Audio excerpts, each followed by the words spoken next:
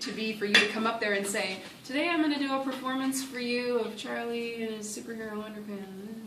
Because it's not exciting, right? You want to start with something that's going to grab their attention. You have a couple of choices. You can start with a question. If you've had public speaking, these are all the same devices you learned about with attention getters. You can ask a question, you can tell a story, you can ask for some audience participation. There are all kinds of ways you can grab attention. I choose with this one to do what's called a teaser. I'm going to read to you a page from the book, then I'll go into my introduction, and then you'll see I do the actual rest of the performance, and then at the end of it, the very last page is the end of my performance, and you'll see that I make it very obvious when it's over. I like a little bit of audience engagement when I do mine. You're going to see a little bit of that here today. However, please don't feel like you have to incorporate audience engagement into your own performance. If you want it to just be you, it's fine. But I found that this was kind of a neat performance choice for me anyway, to do it this way for you. Already it's acting up. You hear that? I'll see if I can make it. Okay. Ready?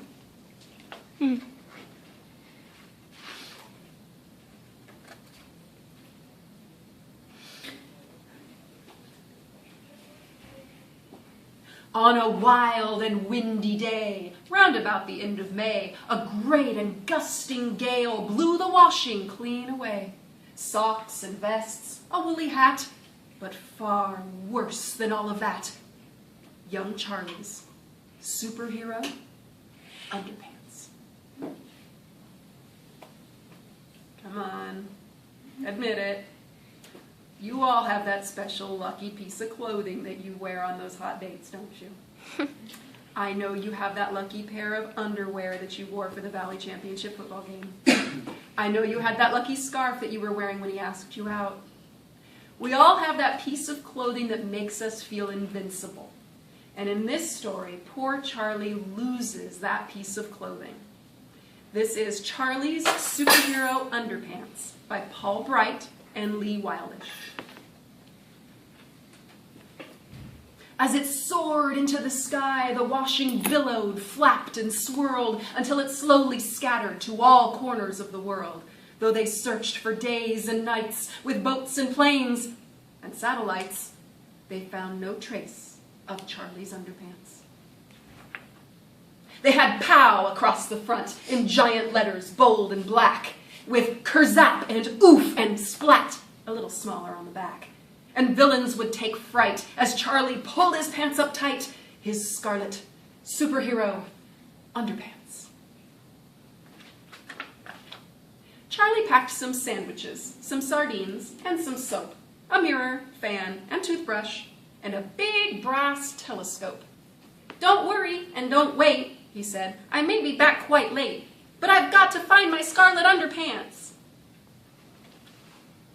First, Charlie grabbed a ride with a band in a balloon, and they crossed the choppy channel to a bouncy, brassy tune. Then they saw a fine French fox, wearing Sister Sophie's socks, but no sign of Charlie's underpants. Charlie hiked across the endless plains of Serengeti, where the insects made him itchy, and the sunshine made him sweaty.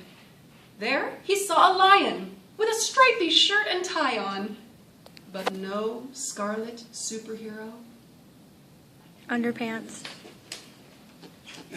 Charlie climbed and clambered up the plateau of Peru, where the breeze that blows at night makes you shiver through and through.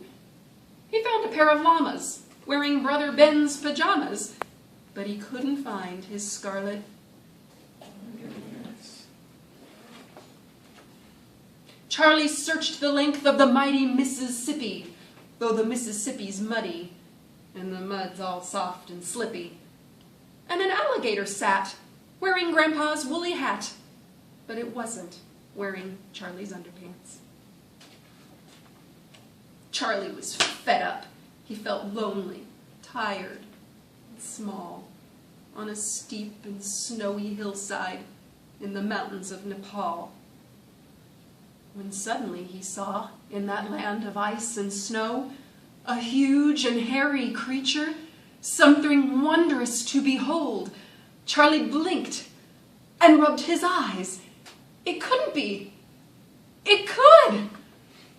For there, in Charlie's underpants, a Yeti proudly stood. "My underpants!" cried Charlie. "They're the ones I love the most." "They're mine now," growled the Yeti, "and they keep me warm as toast."